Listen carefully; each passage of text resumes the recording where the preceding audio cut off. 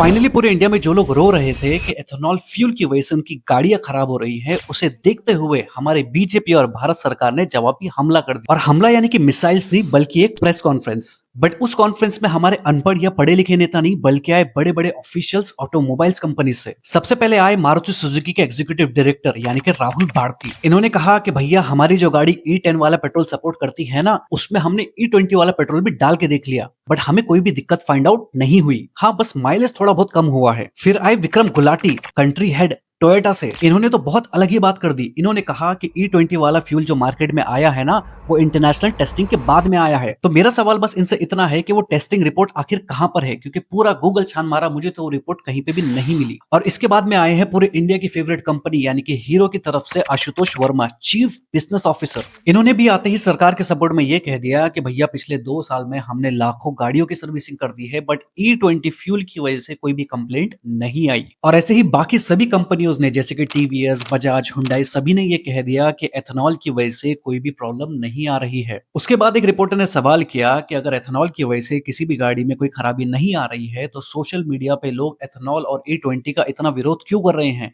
और क्यों कह रहे हैं कि एथेनॉल की वजह से हमारी गाड़ियां खराब हो रही है। तो बदले में उन ऑफिशियल्स का जवाब आता है कि E20 का और गाड़ी का खराब होने का लेना देना है ही नहीं। गाड़ियां शायद इसलिए खराब हो रही है क्योंकि उसमें मिलावटी तेल डलवाया जा रहा है। तो मेरा बस अब एक सवाल है कि अगर पूरे देश में मिलावटी तेल की वजह से गाड़ियां खराब हो रही है, तो इस पर सरकार ने क्या एक्शन लिया? और E20 लॉन्च होने के बाद में ही पेट्रोल में मिलावटी की बात सामने कैसे आई? अब आप में से किसी के पास इसका जवाब है तो कमेंट सेक्शन में जरूर बताना, एंड और वेरीफाइड इंफॉर्मेशन के लिए मुझे फॉलो करना।